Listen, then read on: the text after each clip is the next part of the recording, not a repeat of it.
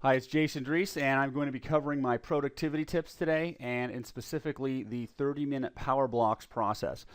This process was first introduced to me by an author by the name of Matthew Kimberly, and I took one of his courses, and I learned this process, and I found that this process was very helpful to making sure that you're staying productive throughout the day and also staying refreshed, because it's very easy to sit at your desk and work all day. The big challenge with that is that after about 3 hours, your productivity really starts to decline, because we need to take breaks to get refreshed. So, for example, if you had a 6 hour block of time to work, and you had option one, which was work for 6 straight hours.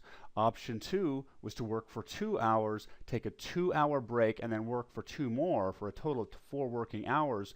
I think everybody knows that you'll be a lot more productive during option two when you're taking a 2 hour break. So one thing we need to do is really fight for our time, because our time is our limited resource. We want to make sure that we are maximizing our time in the best way possible, because that's the one resource that we never get more of. So here are some of the best tips I found to stay productive. So if we're using a time management system, RPM, Franklin Covey, any of those, that's outstanding.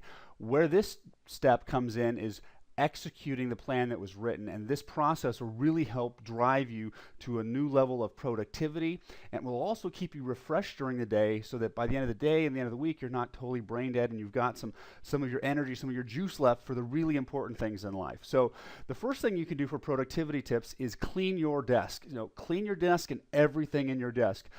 The problem is, if we have clutter all over our desk, regardless if we're looking at it or not, it is within our view. And when it is within your view, whether you're looking at your computer or a notebook, it is taking up energy in the process because it's there. The number two thing you need to do is avoid multitasking. I think I have heard a metric that said that multitasking after 40 minutes drops your IQ by about 10 points. So, multitasking on computers used to be much more difficult a long time ago, because computers weren't that fast. But today computers are so fast, you can have 10 windows running at the same time. And the big problem with that is we can get so many distractions and so much multitasking going on that we're not productive in what we're doing. And when we switch between task one, task two, or web browser, email, taking notes, we really reduce our productivity quite a bit. So, number three is reduce distractions and interruptions. So one thing you can do is turn off that email notification. That little pop-up window that Microsoft Outlook has that has the little bing, or the Gmail pop-up icon, is one of the worst things for productivity. We get bombarded with distractions, and it takes on average 4 minutes to recover from a distraction, and the average American worker gets 7 distractions an hour. That's literally 30 to 45 minutes of distraction trying to get back to work. So turn off your email notifications. The email notifications that I still use is I allow an icon in my system tray to pop up, so that when I look in my specific tray specifically to look there, I can see if there's mail. But turn off that email notifications.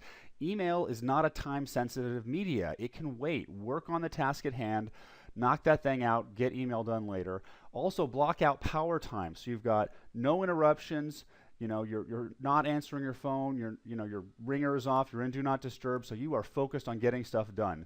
The phone is a wonderfully urgent device, and the problem is we always answer urgent things right away. And what we should be doing is getting the important things done first, because when we're working at our desk all day and we're trying to focus on a task, a phone call comes in, we answer that phone call, it breaks our focus, and now all of a sudden, trying to get back into that task, we're way off target, and we could literally spend 2 hours trying to finish that task.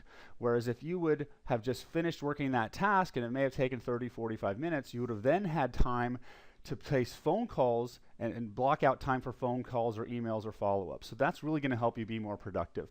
And number four, give yourself deadlines to increase productivity.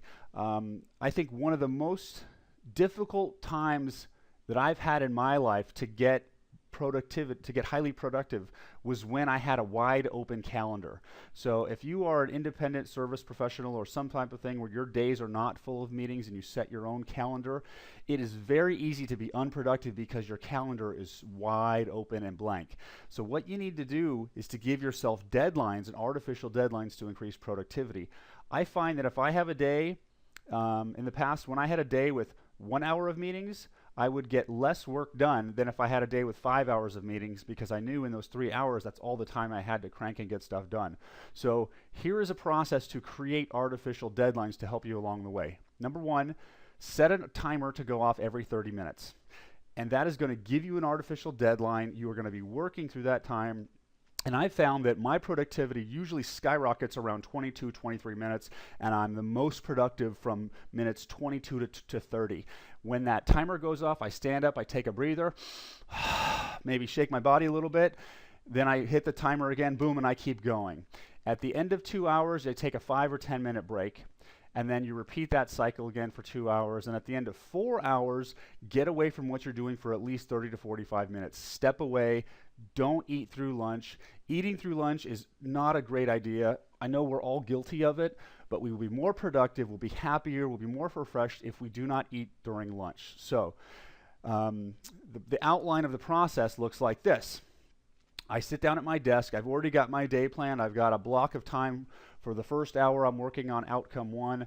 For the second hour, I've got outcome 2. Maybe the third hour, I've got emails, phone calls. And then when you get that done and you're architected your day, you sit down, hit the first 30-minute timer, go, boom, I'm working on that. The timer was within view so that I can see it. At the end of the 30-minute timer, I have music that plays on my iPhone, so it's like it's a ringtone that I like. I stand up, I dance, I jump up a little bit, take a breath, sit back down, hit that 30-minute timer again, boom. Some people like to work for 2 hours straight. At the end of 2 hours, I like to take a 5-minute break. So after the second 30-minute timer goes off, I will take a 5-minute break, get away, maybe get a glass of water, come back, sit down, and really make sure that when you are taking those breaks, that 5-minute break, you are allowing yourself to have that break, because it's very easy to go on that break, run as fast as you can to get back to your desk. You know, we need to get in balance, and we have to fight for that balance, that work-life balance, and giving yourself that break, that mental break from work, will help you stay more refreshed. Number 3, next 30-minute block, boom, I'm in, I'm cranking. Here comes the deadline, 22 minutes, 23, 24, boom, I'm just highly productive. Timer goes off.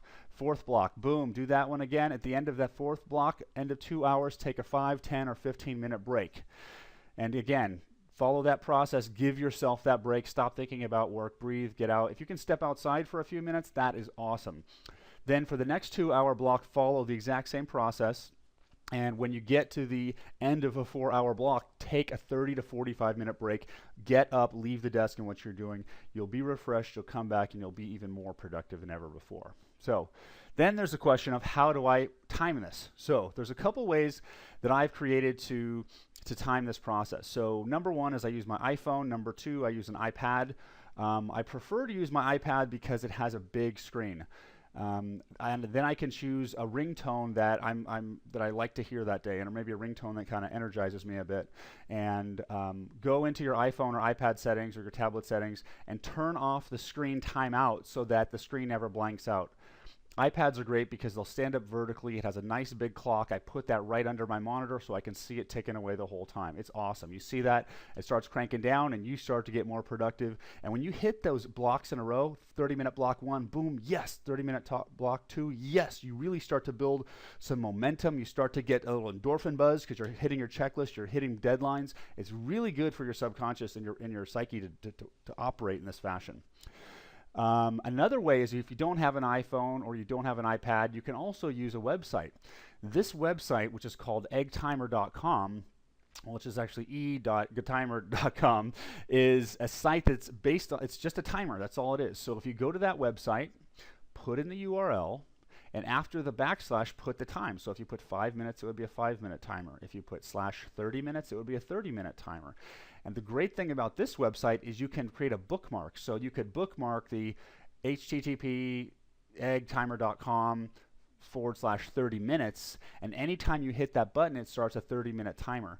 And that web page just is running in the background, and you go to work on whatever you're working on, email, maybe you're creating a Word document or you're writing, and when the timer goes off, it will flash a page up. It will literally pop up into your front of your screen and tell you the timer's up. The great thing about the egg timer, though, is it literally interrupts you what you're doing. So it's like, okay, 30 minutes is up. Now it's my time to stop, take a breather, and keep going. The other thing you can do to really get productive is to get accountable. Announce your project to the world. Tell people you're going to be doing this. Get additional leverage. Posting it to Facebook. Yes, every day next week I'm going to wake up at 5 a.m. I'm going to exercise and I'm going to eat healthy every single day. Commit that to the world and you're giving yourself a ton of leverage. The second one is really create constraints. You know, a lot of times we default to saying yes, yes, yes, yes, yes. If you're in a corporate environment and subjective to a lot of meetings, one thing you can do is start saying no. So, you know, because be protective of your time, you will be more productive and be happier. And the other one is, again, block out distractions and requests. The third one, know where you're going. Have that end in mind. What is my outcome? By focusing on your outcome, you are going to be more focused on where you're after, and you're not going to get stuck following up on these tasks, because sometimes when we're focusing on tasks, we don't really know where we're going, or we lose sight of where we're going. So the other way to get more productive is to get up earlier. It's pretty simple. If you're sleeping 7-8 hours of sleep a night, sleep 5 to 6. You can do it. It's easy. The first couple days will be tired.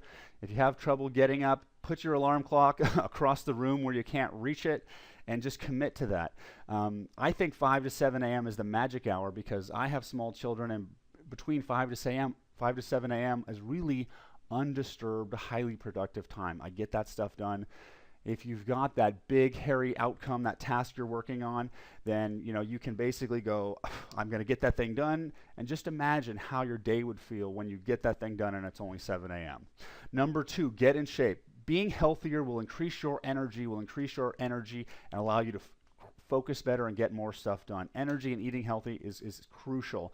And getting in shape, the reality there is it's 80% nutrition, 20% exercise. So eating proper nutrition will give your body more energy. You'll sleep less. You'll be more productive.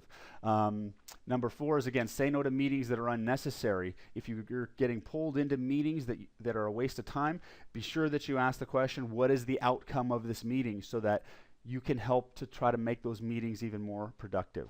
Number 5, avoid perfection infection. This was a Matthew Kimberley statement. I love this one. Done is better than perfect. Perfection could freeze us in our tracks because we're so concerned about the result or the decision not being correct. The reality is it doesn't matter what decision you make, because if it's wrong, you're going to correct it. So done is better than perfect is an outstanding phrase to keep in your head and to work towards, because you can always make it better, but if you're focused on perfection, you'll never get anything done. Number 6, back to the first, get up early. Getting up earlier, sleeping less will give you more hours in the day to get stuff done. Number 7, ask yourself, is what I'm doing right now getting me closer to what I want to achieve? Because we can fall into a trap where we were focused on actions that are not supporting the outcomes that we want, or supporting the results we want. And sometimes we take actions because this action is going to make me feel better, or I'm going to get significance or certainty or excitement out of this, when in reality it's not focusing and supporting the outcome that I'm after. And number 8, the other way to really get more productive is to get a coach. A good coach can help you point out patterns and beliefs that may not be productive or may be counterproductive, and really help amplify your effectiveness by getting you clear, focused on what you want, and helping align your subconscious in the way that's going to make that happen. So that is the end of my presentation today. Thank you very much for listening. If you employ these tips, I can guarantee your productivity is going to skyrocket and go through the roof. Thank you for listening. I hope you all have a great day. Bye-bye.